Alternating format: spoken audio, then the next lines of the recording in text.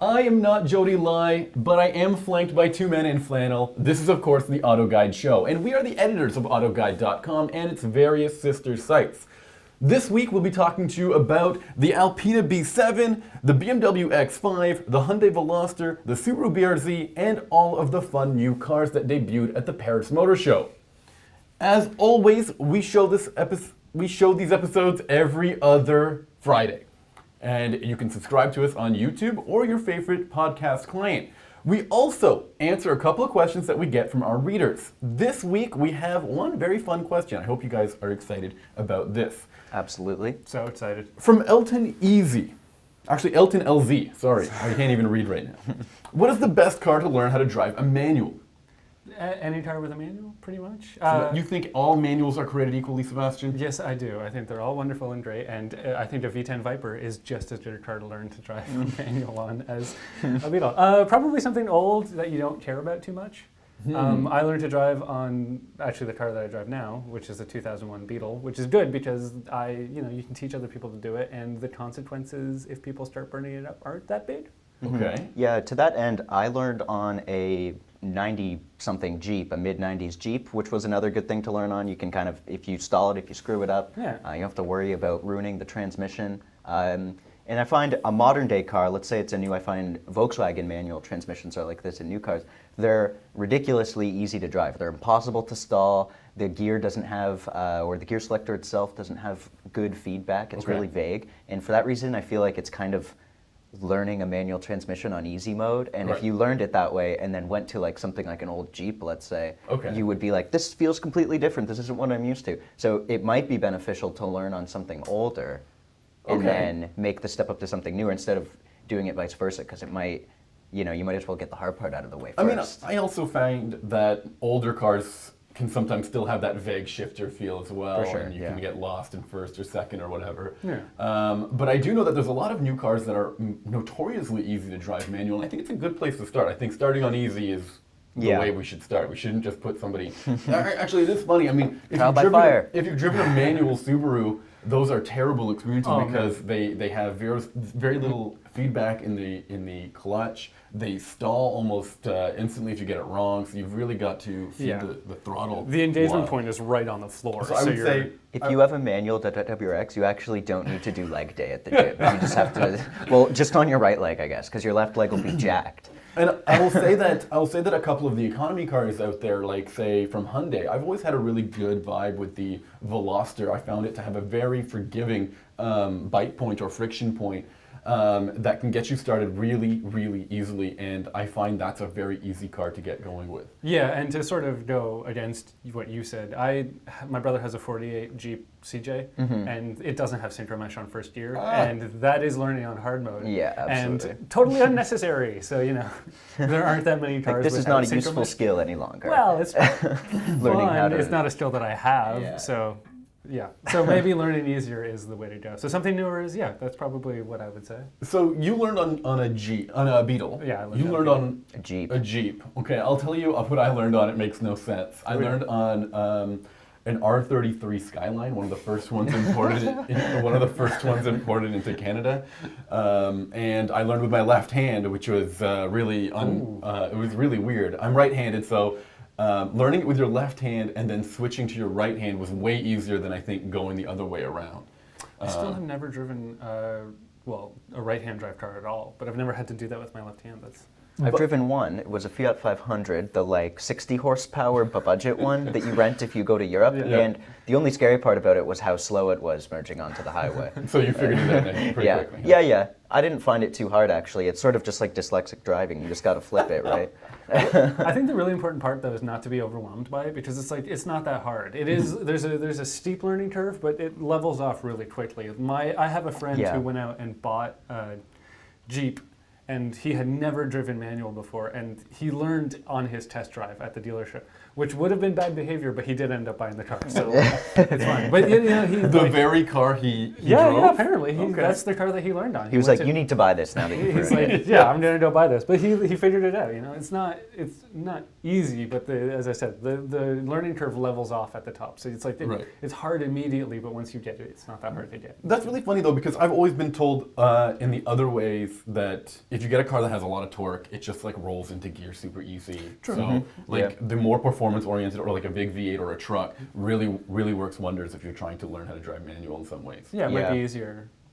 That's fair enough. 3 on the tree kind of thing? 3 on the tree. I still want to drive a 3 on the tree. I've never driven a 3 on the tree. Nor have I. Again, the same friend has one now and he wants to get rid of it, but I'm trying to convince him to let me drive it before he does. All right, there you go.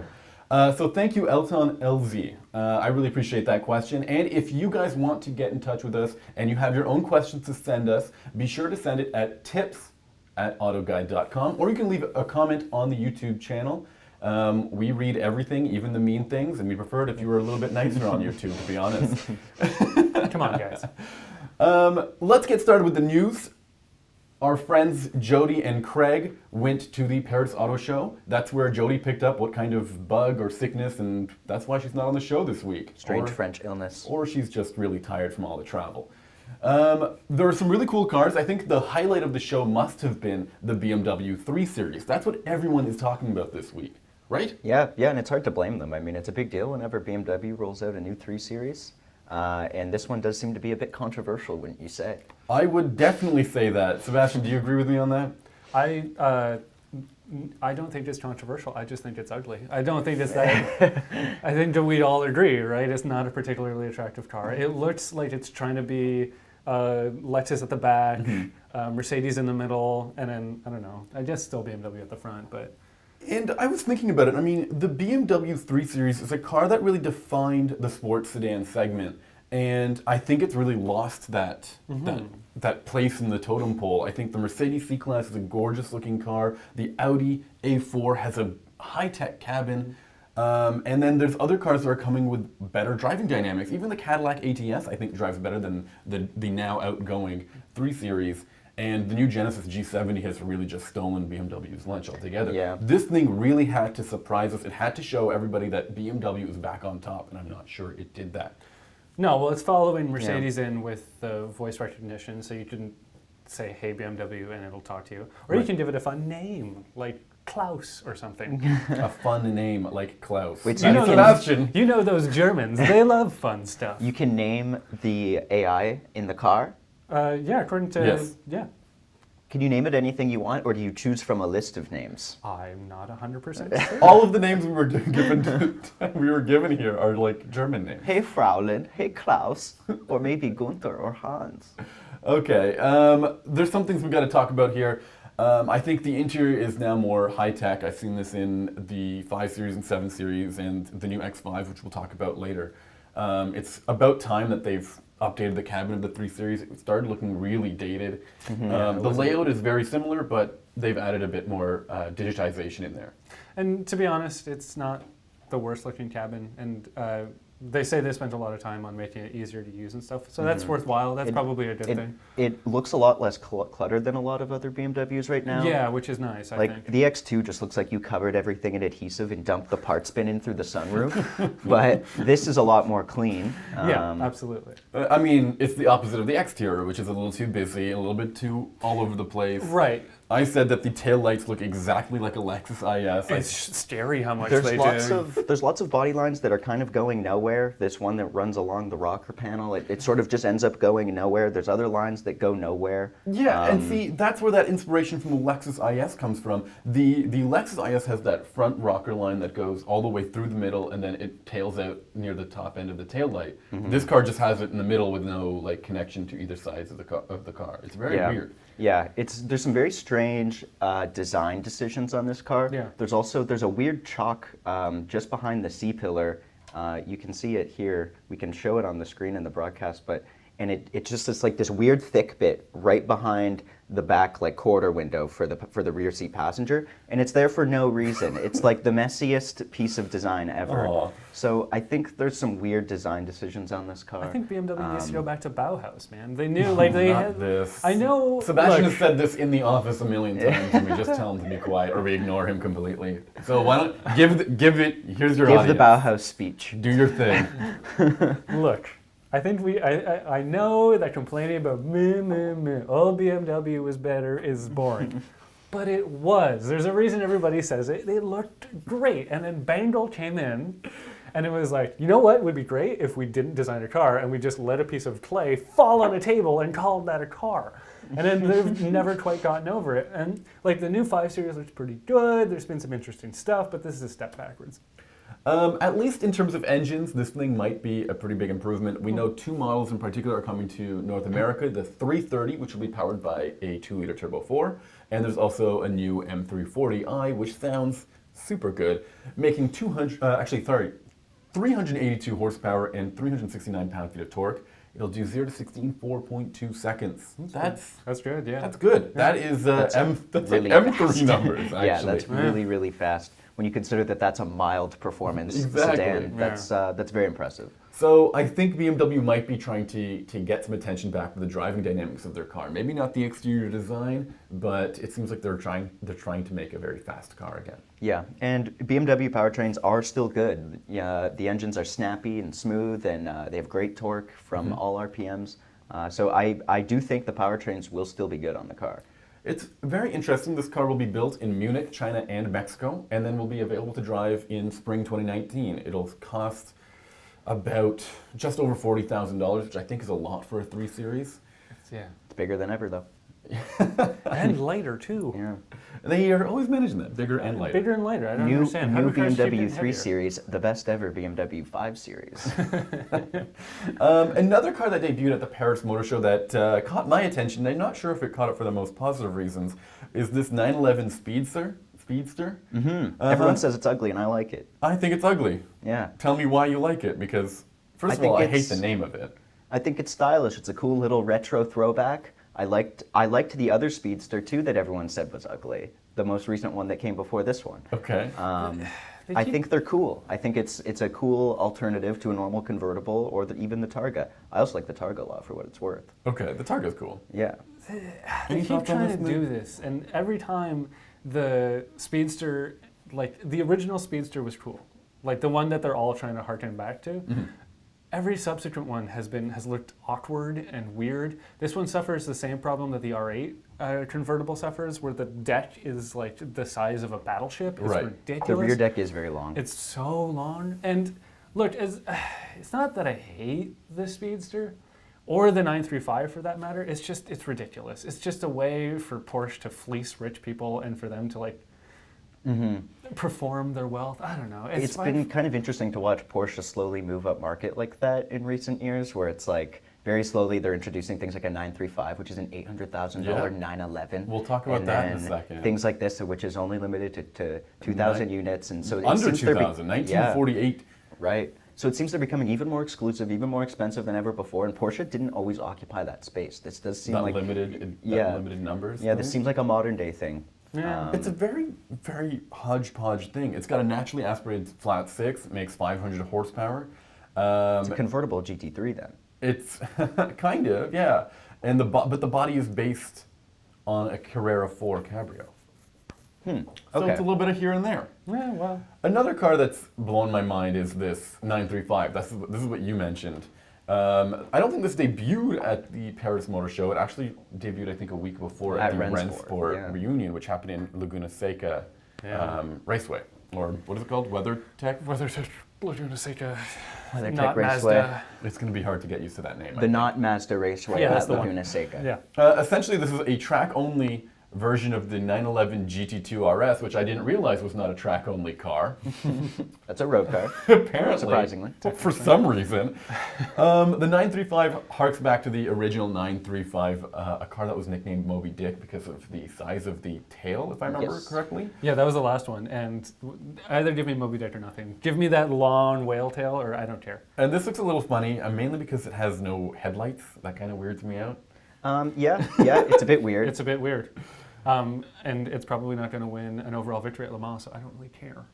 Well, yeah, it can't race anywhere. The only thing it's really good for is for a rich guy to do a track day. Yeah. They did say that there's an upcoming GT2 race series that's coming up, and Porsche said this could maybe serve as a test bed for a very high-performance 911 that they would race in this GT2 class at tier above GT3. Very high-performance 911. As opposed to all those low-performance 911s that are just Yeah, exactly.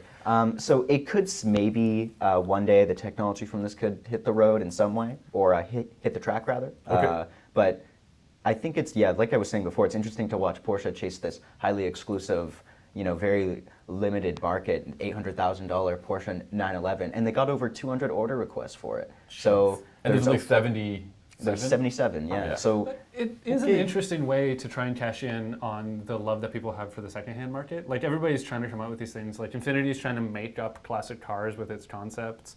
Those aren't viable. I know, but they're everybody's trying to. you could tell that the the OEMs are interested in this. Yeah, stuff, exactly. for sure. And then now you can buy all sorts of continuations. Like you can buy Jags that are whatever classic cars. And this is kind of getting at the same market, I guess, and it's clearly pulling it's on the working same. for them. It's pulling on the same nostalgia heartstrings, sort of, for sure. Absolutely. And it does work. They said they got their 200 order requests, and they said it was a runaway success. They're going to do another one in 5 years, perhaps. They said they'd be stupid if they didn't, because it was such a success. So. Yeah, I think I think it's interesting. We're going to see more retro-inspired things like this going forward. I think it's only really the beginning. Yeah. Until the baby Speaking boomers of die. retro-inspired concepts, there was some really cool, I think, a Peugeot concept that debuted here in the Paris Motor Show, which I think got everyone's attention because it looks kind of old school and retro themed. Do you remember seeing this? I think it's awesome. I think I'm the only person who isn't crazy about it.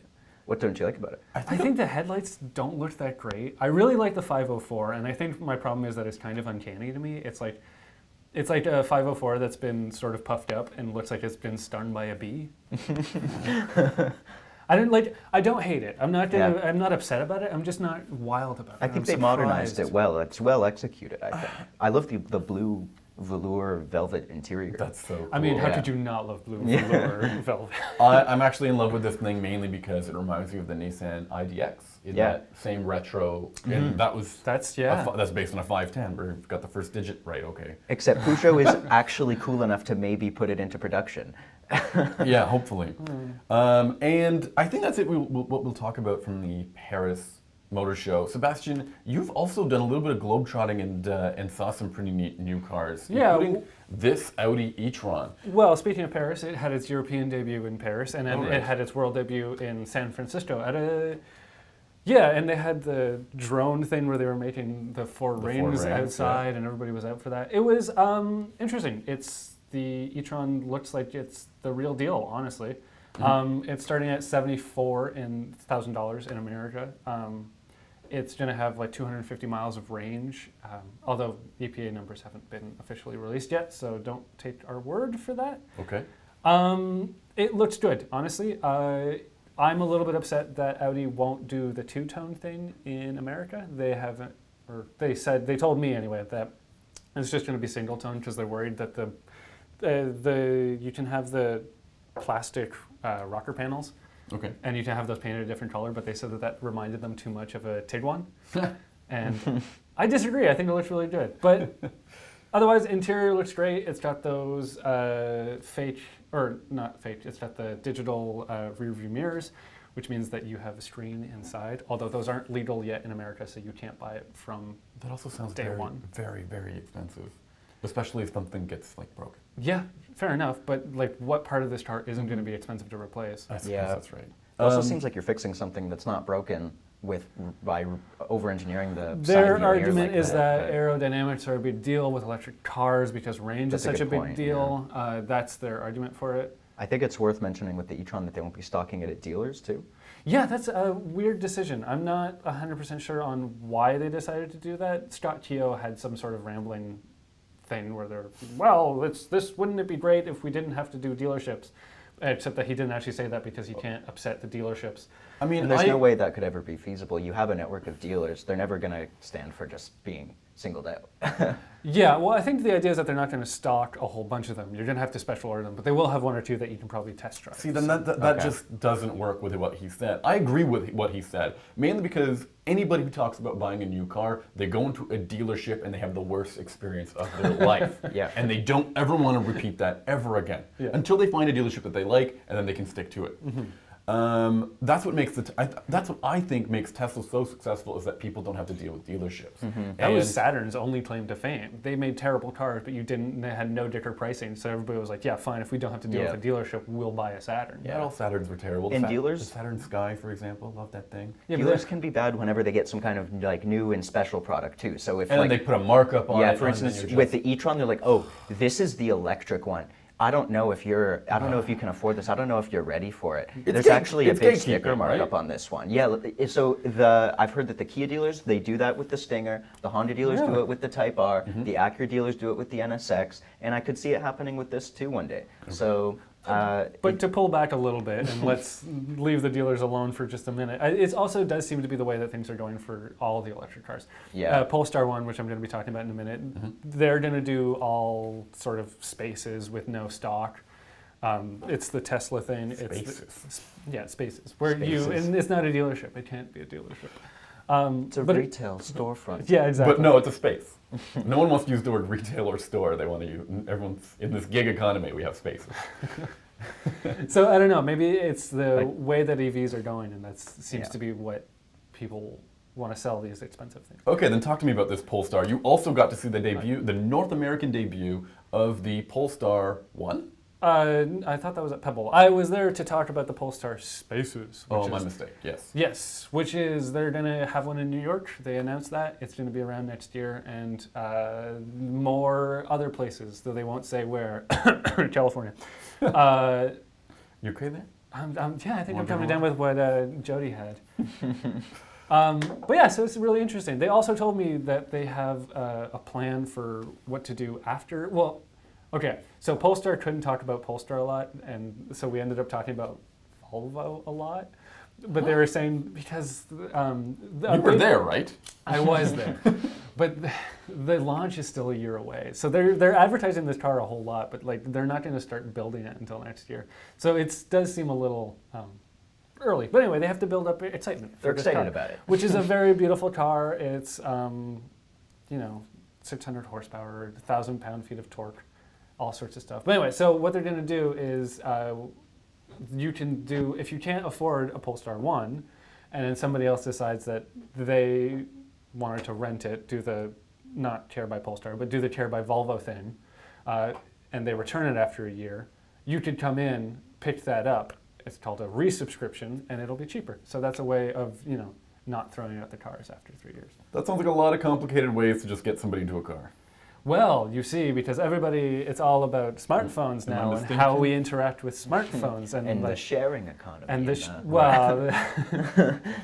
it's a new way of thinking. I mean, honestly, it's a new way of thinking about leases, effectively, is how I understand it. So instead of doing a 3-year lease, you do a 3-year rental.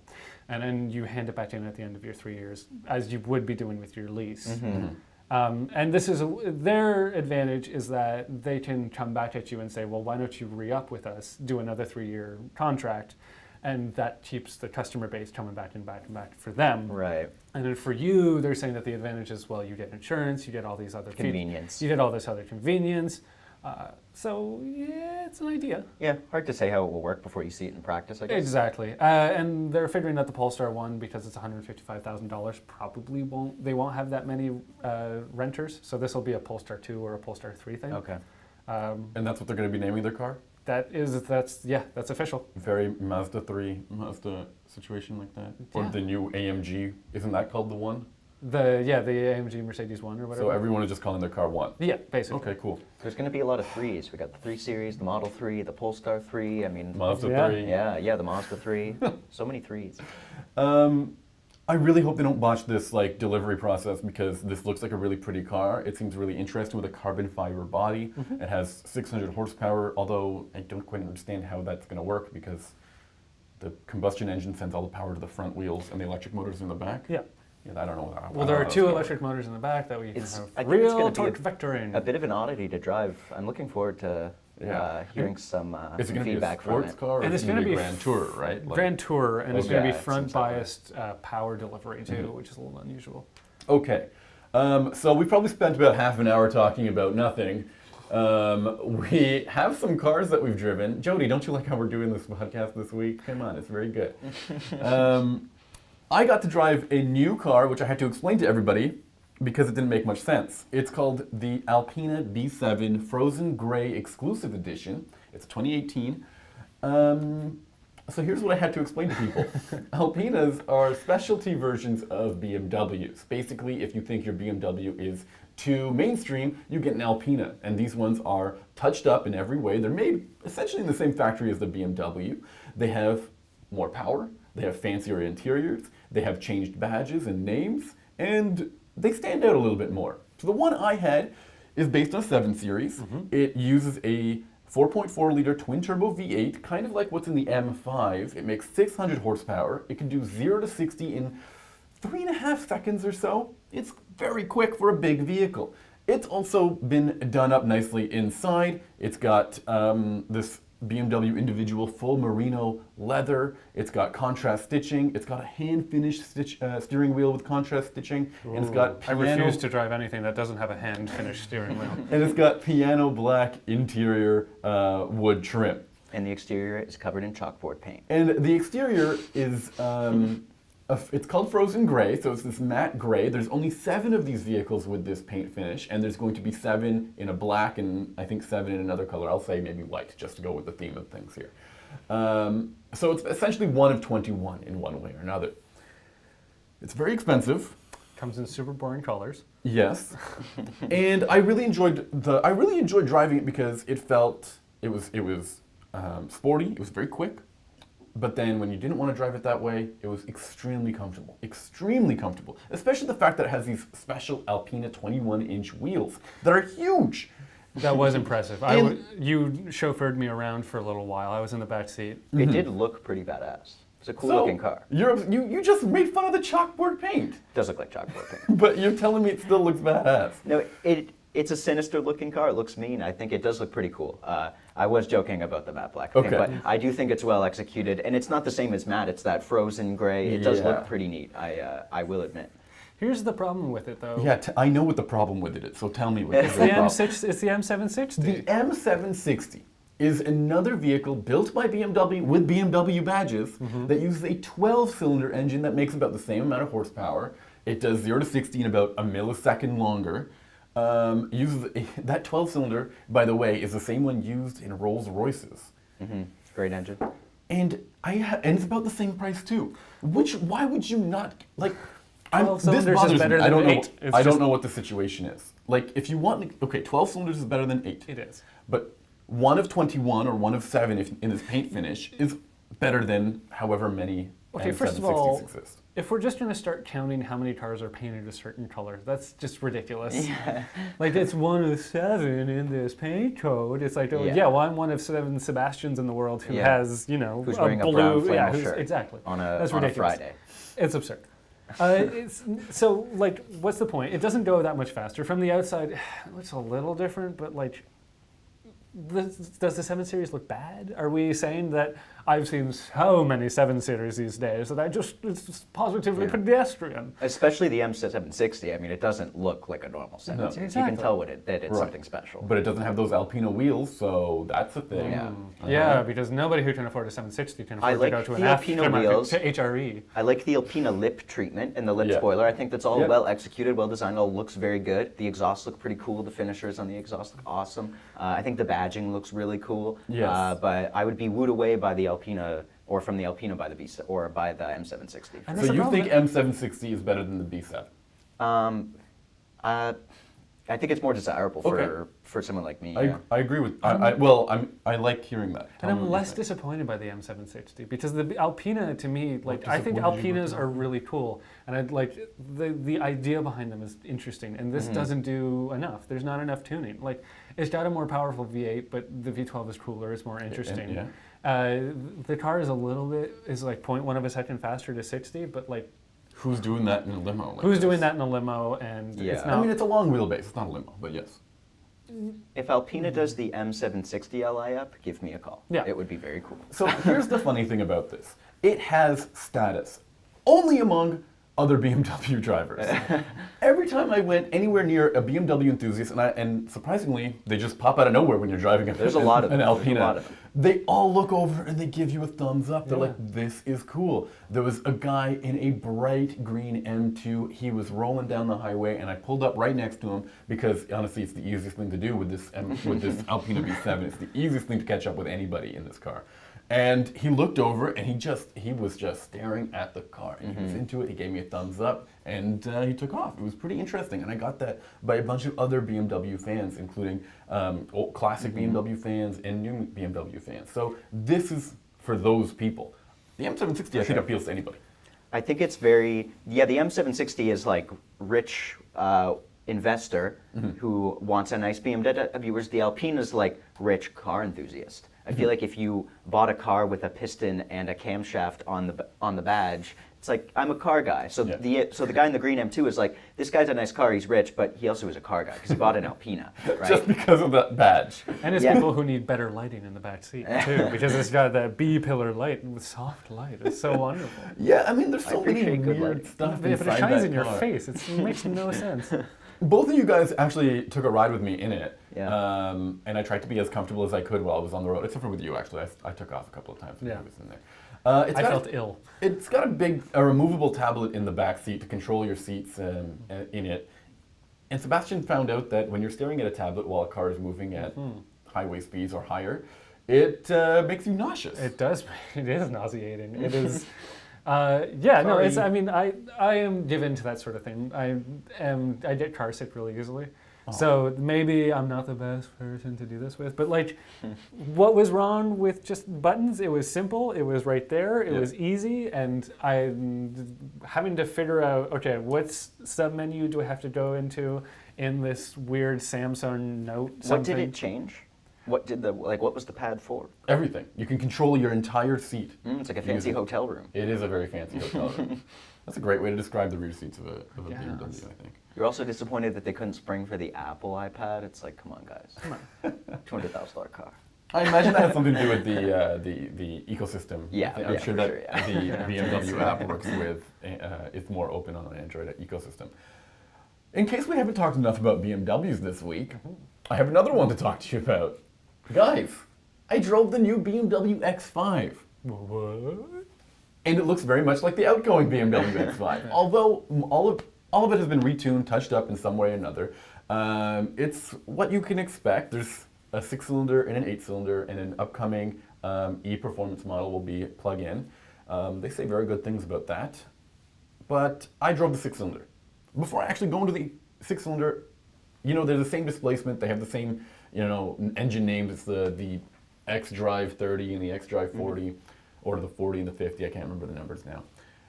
The V8 is actually all new. It's the same one that's derived from the M850, which is the new upcoming 8 Series from BMW. It'll sure to be a very good engine. I wish I drove that one. Yeah. But I drove the 6-cylinder, and it drives like an X5. In fact, my favorite part about the X5 is that it feels really, really good on the road. It feels like a BMW just being huge, like upright. What BMW did this time around is they've tried to enhance the off-road capabilities of this vehicle. They've given an honest-to-goodness off-road package. It's apparently the first time the X5 has been offered with one of these. It might actually be an off-road package? Yeah, it might actually be the first time that any BMW has gotten an off-road package. Okay. And we got to do some off-roading in it, in a Land Rover. I think it's a space that was specifically used for Land Rovers in the past. It was very rugged, and it worked out pretty well. In typical BMW fashion, though, when you get a BMW X5 with an off-road package, it comes with a bajillion extra buttons. So not only They does can't this help themselves. They exactly. just got it. So, I mean, guess what kind of buttons are there for now that you have this off-road mode. Okay, so I'm going to guess that there are at least 11 options for ride height. I'm going to guess that there are 16 options for how severe off-road you're going to be. So there's going to be one for snow, gravel, dirt, sand, thin gravel, thick gravel. I mean, you got to have the difference. Grass clippings. Grass clippings, thank you. Thank you, I almost forgot about that one. What else can we do? It has 2 toggle switches that you can. One is controls the air suspension, and I believe that has 4 settings or 5 settings, and the other one controls the off-road stability control and how it behaves. Now, to me personally, I would have thought that one should control the air suspension as well. You would think. But there's also the drive mode select. You know, the Sport Plus, Eco Pro, Comfort mode. So now you've got a million different settings. Again, the typical BMW. You can ride in the highest setting, have the engine in the sportiest mode, and just fall over, I guess. I want all the off-road things on, but then everything in sport, the engine in sport and the transmission in sport. Rally! You were in Atlanta, right? Yeah, it was in Atlanta. Did you do any sick jumps like the Dukes of Hazzard? None. Oh. We went down a lot of very steep hills and we got to experience the hill descent control. There's also the air suspension is actually really clever. I'll give it this. This is really cool. 2-axle air suspension. It has a really neat load leveling feature. Now that's nothing neat, but what happens if you get a puncture is the car will adjust the suspension to reduce the load on the tire with the Very puncture, cool. which I think is really cool. That's cool. And it will also detect when you're in a pothole, or say a really big pothole. A rut, sorta. It'll know when that tire is in there, and it'll adjust the rest of it to be able to get you out of that hole. Cool. So maybe put some weight on the tire with the most traction and let it pull it out or something. Yeah, That's interesting. Yeah. I think that's really unique. I haven't seen something like that before, and I was really impressed. Will it hop along though? What's fascinating is the Mercedes GLE, which is obviously a competitor to X5. That also had a lot of off-road equipment that they were boasting about in the press release. So it's sort of like these 2 SUVs, which people joke, it's like, oh, I'll see you in the parking lot at the day spa or something. It's crazy to see that they're still very, very intent on making them off-road capable, even more so now. I really don't know why. I mean, X5s They're are even less used off-road. Yeah. X5s are great vehicles on the road. I love the way they drive, but I guess they're losing market share in some way or another to maybe Range Rover. And what's Range Rover's claim to fame is that I guess it's actually off-road. Yeah. And even some Jeeps too. Yeah. Jeep has very clearly gained a big customer base by bragging about off-road prowess. This is actually an interesting thing. 1 second, I want to talk about this because I asked them, why did you bolster the off-road offerings of this vehicle? How many people did you realize are doing stuff in their cars? Right, yeah. They said to me that when they have people bring in their cars for specific types of services, they can actually poll all of their drivers using their data transmission modules. And they found out that these people were in whatever the basic off-road function was, and that something was not going right with their car afterwards. And they realized that people were using the off-road function and it wasn't meeting a certain standard, so they decided to make it beefier in that way. First of all, it kind of creeps me out that BMW can just, whenever they want to, can just pull your data and be all of these people use off-road function and their transmissions are More of that probably goes on than people realize. That's very true. We agree to it every time we sign into the car. So I found that to be very interesting. However, not all is great with the X5. In fact, as much as I love the interior design of the X5, the rear seats and cargo space have been neglected. I was just talking about the 7 Series. I know that BMW can do a great rear seat experience.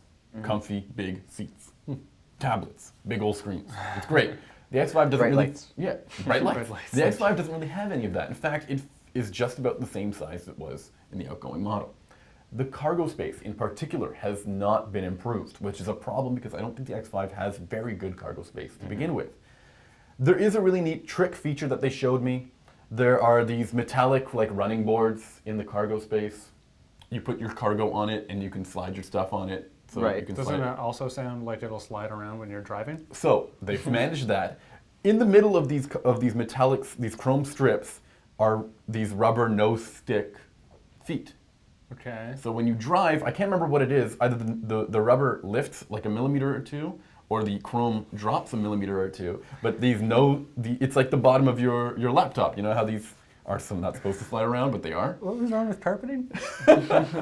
So it'll prevent your cargo from sliding around while you're driving, and then when you bring it to a park, you can Easily slide in and Yeah. out. Very interesting gimmick, I think. BMW is notorious for this kind of Yeah. stuff, but at least I appreciate that. Well, idea. they're trying real hard anyway. Germans doing what they do best. Over-engineering, Overthinking things, yeah, exactly. over-engineering Aw. things.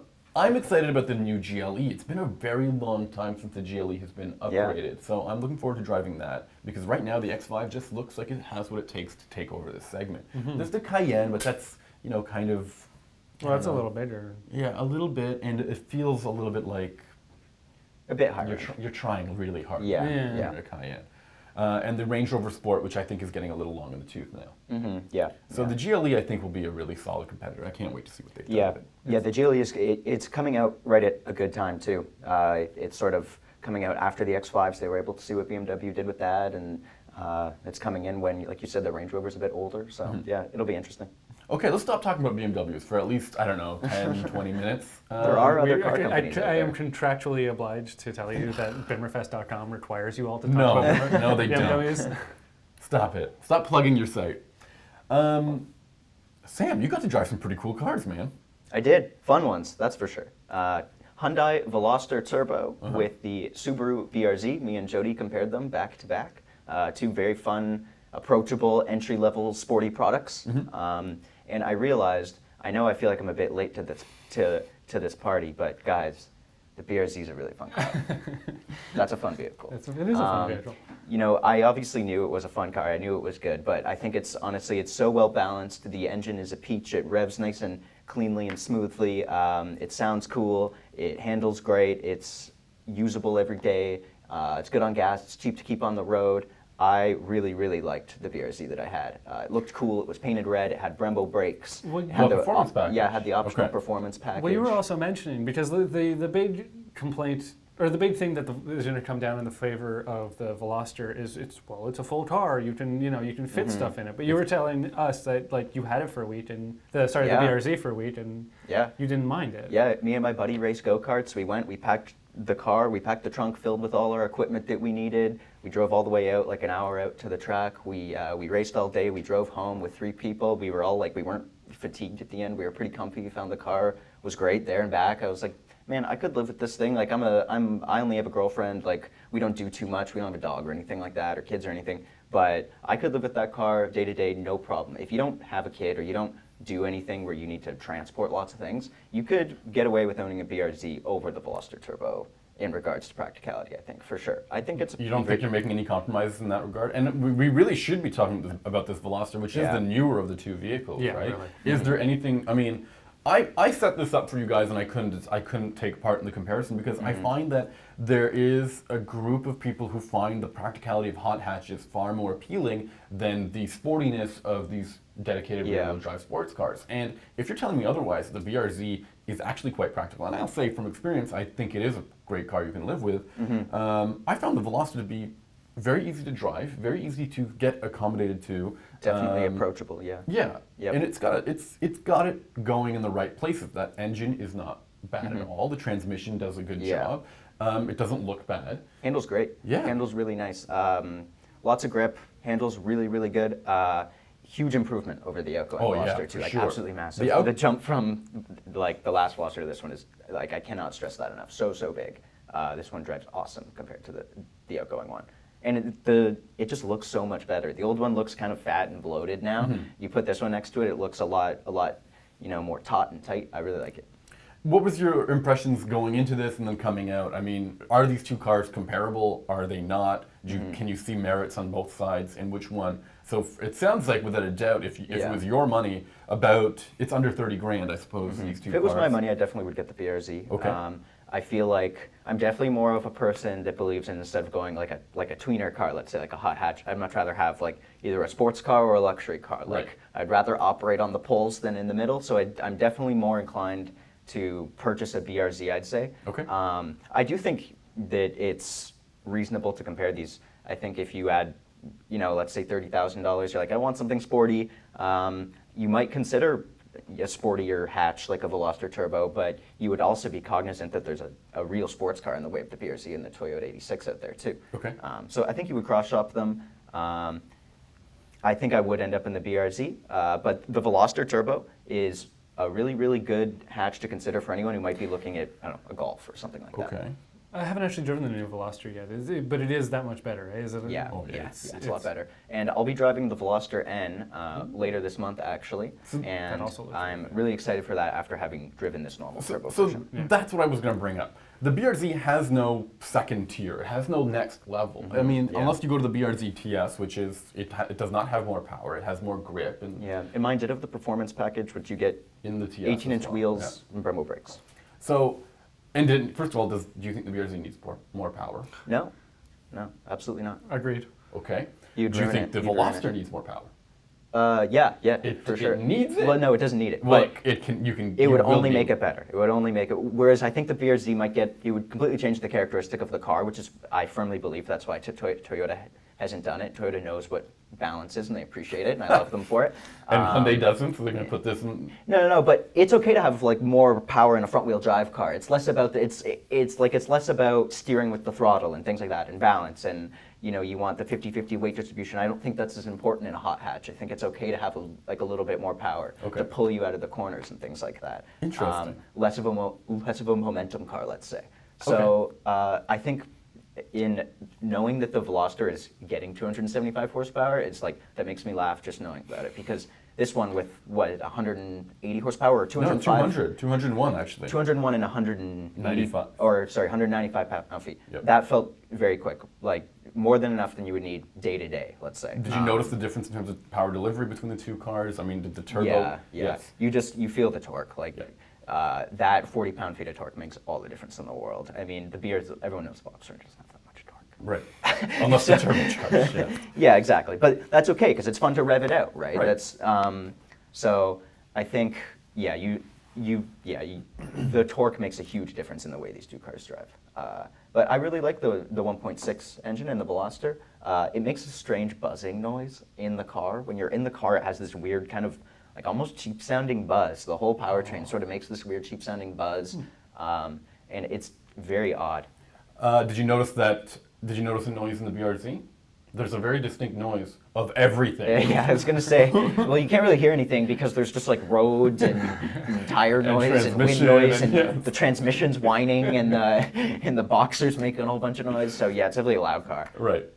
So I guess in particular you notice in the Veloster, which The Veloster is quite refined actually for what it is. But then you do hear this NVH, this weird NVH every once in a while, huh? Yeah, it's just got like a buzz. It's very, very weird, and it gets louder when you rev it. Yeah. So it's something related to the powertrain. I'm not sure what it is. I've never heard a noise like that in a new car before, but it's honestly a very small fault. I don't even think your average person would notice it. Anything else you want to add about these two cars? No, other That's than it? the fact that I'm really glad that the BRZ, there's a car like the BRZ being made. Still being made. That's all I want to say, because everyone's like, oh, well, I want turbo and I want power and it's too slow. And I'm like, just appreciate that it's here because, I don't know if you've noticed, but in the news cycle, all you hear about is electric cars and crossovers and autonomous things. So I'm like, I look at the BRZ and I'm like, I'm so happy that this is still here. So Or I 1,000 really like it. horsepower that nobody has access to. This Yeah, is like yeah, a exactly. reasonable car. It's fun. It's priced sporty, right. It's priced right. It's I'd say if you've never driven one, it's worth even going to drive one. Even if you've driven high horsepower sports cars, it's that much fun. They're really, really good. Yeah. Right. And I know we all know this already, but yeah, awesome cars. For me, it's the manual transmission. Both of you these need cars actually come with manual transmissions, which is very good. Very few cars are coming with manual transmissions. Yep. And if you think that the BRZ is slow, you are short shifting it. Change gears to 7,000 RPM and then top. You have to rev it out. Yes. Yeah. Or it just means you don't corner fast enough. Oh, you're going to get people in trouble. But I think that's it for this week's episode. So thank you for listening. Thank you to the flannel crew Thanks, guys. here for filling in. And if you want to hear our latest episodes or get the latest episode as soon as possible, be sure to subscribe to us on YouTube or your favorite podcast client. We're the AutoGuide Show. You can find us on Google Play Music, on Google Podcasts, on Apple iTunes. I think we're on Pocket Casts. If you do listen to us on iTunes or whatever your favorite podcast client is, be sure to rate and review us. That helps us know where we're successful and where we're falling behind, and we'll even read some of those reviews out loud on the podcast. Additionally, some of the things that we talked about today, we have YouTube coverage of, so be sure to check our Paris Motor Show coverage to see more about the BMW 3 Series, and even that Porsche Carrera Speedster is probably in the concept. And read AutoGuide.com for news. And reviews and features. So thank you again for listening, and send your well wishes to Jody, who's feeling a little under the weather after her Paris Motor Show experience. Get better soon, Jody. Thanks, guys.